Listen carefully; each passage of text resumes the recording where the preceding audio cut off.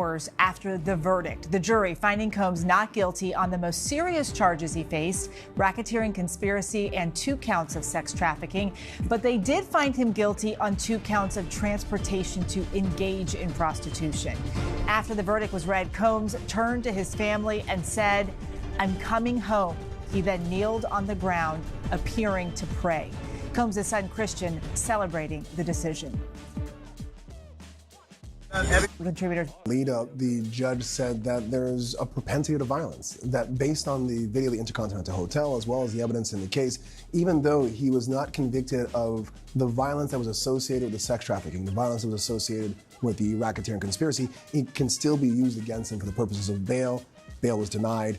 We're going to see a sentencing come later. But I suspect, and Bernardo, tell me if I'm wrong, I suspect there's going to be a writ.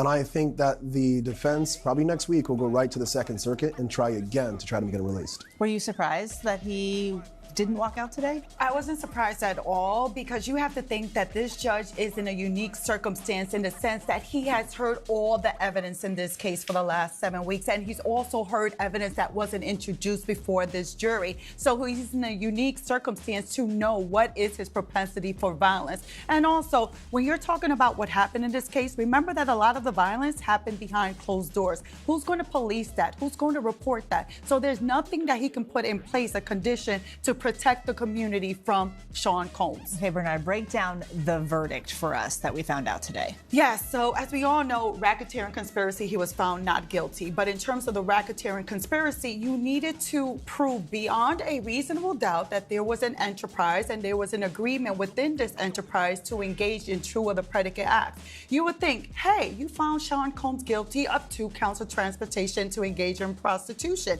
and all you needed to prove was 2 predicate acts. But guess what? Despite proving the 2 predicate acts, you didn't prove beyond a reasonable doubt that Combs' enterprise was actually an enterprise that was built with an agreement to engage in these predicate acts. So that arson, that kidnapping, that bribery, no enterprise. The sex trafficking, we knew that it was going to be difficult as to Cassie and as to Jane, because that forced fraud or coercion, because there were numerous text messages and messages having to deal with these women wanting to freak off or wanting to engage in these hotel nights. And I think that did leave seeds of doubt for this jury to convict Sean Combs of those counts. So basically, that's what we have. Transportation to engage in prostitution. Very clear that from the 27 escorts that were mentioned during this trial, that they were paid for commercial sex acts and that they were transported across state lines to engage in them. Right, and I know you said you were surprised. A lot of people were surprised about this verdict. Why?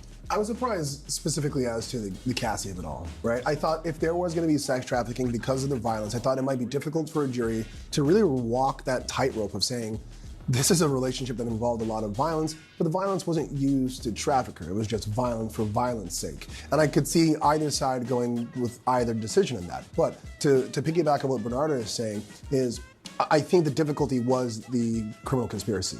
I don't think that there was one, because again, as Bernardo said, if you have 2 transportation to engage in prostitution, those are your predicate acts. So the only reason why there is no RICO, it has to be that they did not find there's a criminal enterprise. Now, is that because KK, Christina Quorum, didn't testify? Because D-Rock didn't testify? Because the loyal lieutenants, as the government put them as, didn't take the stand? Maybe.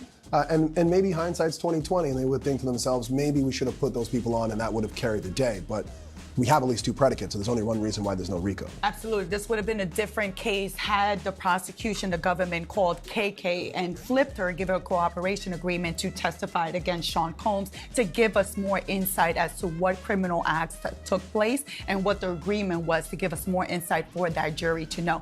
The jury would have been able to comprehend a cooperation agreement or given her immunity, because sometimes you have to make deals with the devil to be able to get the inside information. Okay, so what happens next? What can we expect at the sentencing hearing for Combs? Ooh.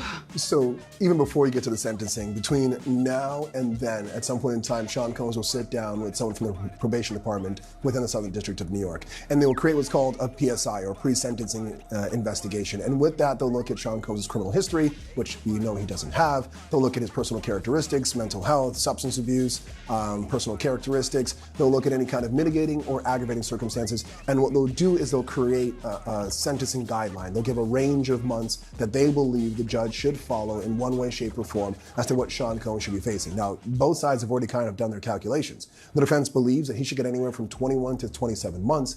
The government believes anywhere from 51 to 63 months. And if you're as bad at math as I am, that's basically the government saying 4 to 5 years, and the defense saying just shy of 2 years or so, or just a little higher of 2 years. So how do they decide what he actually gets?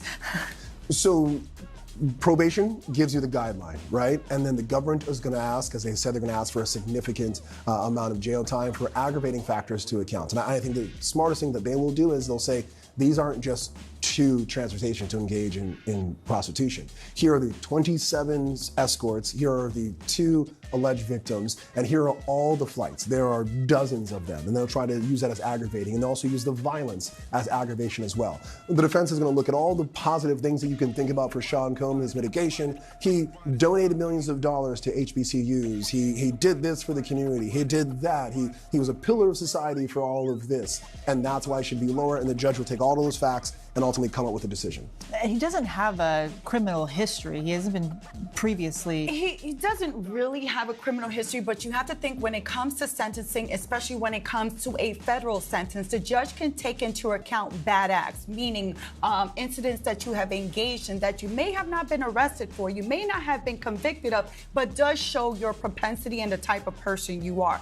This judge is going to try to get the sentence that reflects, one, deterrence, sending a message to the public that this type of behavior would not be stand for. In terms of rehabilitation, what is the best sentence that will rehabilitate Sean Combs so that way when he is ultimately released, he wouldn't be committing these same acts?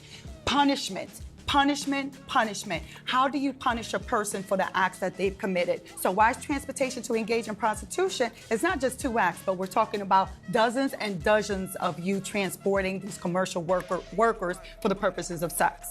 I would say he doesn't have a criminal record, but he does have a criminal history. Yes. And that difference is going to be big for him. Brian, Bernarda, thank you so much for being here with us. And just a moment ago, I believe the Combs family was walking out of the courtroom. I believe we have some video of that. Joining me now, though, is ABC News investigative producer Tanya Simpson, who has been covering this trial from the very beginning. We're seeing that video there of the family leaving the courtroom just moments ago. Tanya has been in the courtroom with the family and everyone as they've watched this entire trial. You were there today in the room when the verdict was read. Tanya, what was it like in the room? Hi, Eva. So in the room, there was a moment between when we found out the jury had reached a verdict and when the judge came in and acknowledged there was a verdict, and then they brought the jury into the room to read it. The mood in the courtroom was a little tense, like you could feel it, like there was a lot of anticipation while people were waiting for the jury to come in to hear what the verdict was. When Sean Combs came in, he looked relaxed. He turned around to his mother. He said, "Mom, I love you." His attorneys were standing around the defense table. They weren't really speaking to each other. It was very quiet in the room. Diddy took his seat and he started reading a printout of Psalm number 11. The prosecution attorneys were seated at their table, very quiet. Diddy's family, friends, and supporters were also just kind of seated, waiting to hear what was going to happen when the jury came in to deliver the verdict. And when the verdict was read, what was the reaction then? So when the verdict was read, Combs was sitting, he kind of had his head down a little bit. He was kind of shaking or tapping his foot in anticipation of hearing what was going to be said. When he heard not guilty on count 1, he kind of pumped his fist a little bit and shook his head. He heard the second not guilty, he pumped his fist again. When he heard the first guilty charge, he did look a little surprised. There was an audible gasp from a couple of people who were sitting in the gallery, some members of the public and a few family members. And as the jury continued to read their verdict, people were pretty quiet. Once the verdict came in and the judge went juror by juror to confirm with them that that actually was their decision, Diddy looked at them, shook his head, and mouthed, "Thank you." Our reporters caught up with Combs' son after leaving the courthouse today. Here's what he had to say. Take a listen to this, Tanya. Hey, yo, we love y'all. We love everybody watching. So happy. Pop's coming home. God bless. God bless the whole world. What was going through your head when the verdict was read? Happy. And Tanya, you saw Combs' son there. Why they stopping me?